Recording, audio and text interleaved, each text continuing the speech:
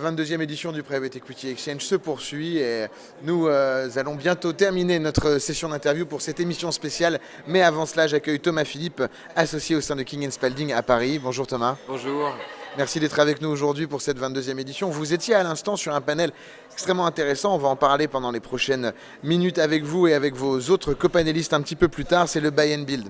Alors le Buy and Build, c'est une figure de style bien connue du private equity. C'est même peut-être la figure de style préférée du moment. On trouve une plateforme sympa. On a une stratégie de croissance, qu'elle soit nationale ou internationale. Et derrière, on déroule le BP. Mais vous, en tant qu'avocat, vous qui accompagnez bon nombre de build-up, justement, de ces plateformes et des fonds, vous avez, j'imagine, des conseils que vous avez diffusés pendant ce panel, des red flags, des choses à bien avoir en tête au moment où on passe à l'action sur ce type d'opération. Oui, alors comme vous disiez à l'instant, c'est vrai qu'on a eu peut-être un peu plus l'occasion ces derniers temps de travailler sur des build-up parce qu'il y avait un peu moins de deal flow au niveau des fonds qui se sont plus concentrés sur les sociétés de portefeuille et c'était disons un vecteur de croissance un peu alternatif, de faire de la croissance externe. Ce qui est assez caractéristique sur le plan technique de ces opérations-là, c'est qu'elles sont un peu à la croisée des chemins entre un deal assez classique de M&A industriel. Avec l'intégration. Voilà, avec, on y reviendra peut-être, mais des clauses de prix qui ressemblent plus à ce qu'on fait en M&A industriel que ce qu'on fait sur du private equity plain vanilla. Et en même temps, ces deals se font dans le contexte d'un LBO.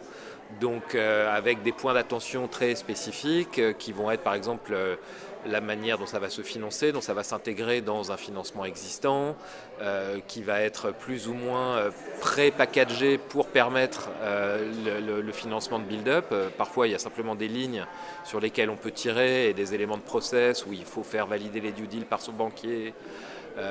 Et puis parfois ça n'a pas été suffisamment bien anticipé, donc c'est vraiment une nouvelle négociation avec le banquier pour mettre en place une nouvelle ligne de financement, réajuster les covenants. Ça c'est un point d'attention assez important. L'autre point assez caractéristique du contexte LBO, c'est le management package. Donc là c'est aussi... Qui a fait couler beaucoup d'encre depuis 2 ans. Alors, oui, ça c'est sur ces aspects plus fiscaux, on va dire, mais qui ont toujours été assez controversés et c'est ça qui est intéressant dans cette pratique, c'est que ça change tout le temps, donc ça permet effectivement de faire évoluer les standards de l'industrie, quoi. C'est assez mouvant, mais disons qu'une des problématiques qui est spécifiquement liée au build-up, c'est comment est-ce qu'on fait pour intégrer dans un management package existant l'équipe de management de la cible qu'on va intégrer dans le groupe. Et là, il y a aussi plusieurs options possibles et ça va différer d'une situation à l'autre en fonction de ce qu'on a anticipé. On en a parlé là, à l'instant à la conférence, il y a des typologies de scénarios de build-up qui sont assez différentes selon qu'on est sur ce qu'on appelle un agrégateur, c'est-à-dire une entreprise dont le projet est vraiment de grossir par croissance externe et donc tout a été, je dirais, pensé dès le départ pour permettre de faire des acquisitions en série avec en général donc des poches de financement disponibles et une réserve dans le management package qui a été prédéfinie et qu'on peut allouer petit à petit. Avec une enveloppe pour l'avenir. Voilà, exactement.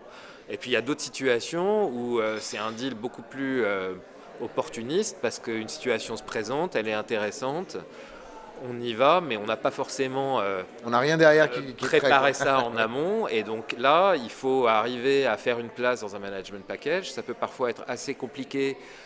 D'autant plus que, comme vous le disiez tout à l'heure, ça a pas mal évolué en fonction des dernières jurisprudences, Conseil d'État, Cour de cassation, qui font que de plus en plus on a recours à des outils qui sont des mécanismes prévus par la loi, type action gratuite, stock option, et qui ont l'avantage de donner, je dirais, de la sécurité, mais qui sont moins souples. Donc c'est pas forcément aussi facile de faire rentrer une nouvelle équipe de management dans un plan d'AGA préexistant. Ouais. Ils vont pas avoir la même temporalité, Ouais, ça soulève des sujets. Puis ils n'ont pas les mêmes conditions, quoi. Donc, comme Exactement. pas faire entrer les gens avec les mêmes règles du jeu, ça peut poser des problèmes. Voilà, il peut y avoir des problèmes de valorisation aussi, parce qu'évidemment, si on veut leur faire acheter une réserve existante, mais que le deal il a déjà 2 ou 3 ans d'antériorité, il peut avoir pris de la valeur, donc il y a un sujet aussi de prix d'entrée qui est pas simple. Alors il y a une manière qui peut permettre de contourner un peu le problème, mais que je vois assez régulièrement sur les opérations de build-up, c'est que on peut laisser une minorité dans la cible à, par exemple, ses fondateurs, si on achète une société à ses fondateurs, et mettre en place une espèce de simili management package qui va être en fait la liquidité qu'on donnera à la sortie du LBO sur cette minorité qui va être conservée par l'équipe de management directement au niveau de la cible. Donc ça complique un petit peu la structure et le débouclage, Ouais. mais ça peut permettre de les incentiver C'est dans vrai. une situation où c'est très difficile de les faire rejoindre leurs petits camarades directement au niveau du package de la holding, quoi. Et ça doit fonctionner. C'est un peu une solution du dernier recours, par contre, parce que derrière, cette structure n'est qu'une filiale dans laquelle on est en dessous. Et ses résultats, la façon dont on va la voir Voilà, évoluer. c'est sûr que ça pose des problèmes de laisser un minoritaire en dessous, ça peut poser des problèmes Voilà, sur la remontée des dividendes, sur voilà, si l'intégration fiscale. si la boîte est vidée de sa substance, derrière, effectivement, pour ceux qui sont en dessous, ça peut être un peu compliqué. Mais c'est évidemment pas le projet quand on accueille des gens. Merci beaucoup, Thomas Philippe, pour ce point. Merci, c'était très précis. Je vous retrouve dans quelques instants avec d'autres copanélistes et d'autres intervenants qui nous rejoindront sur le plateau. Merci beaucoup. Merci beaucoup.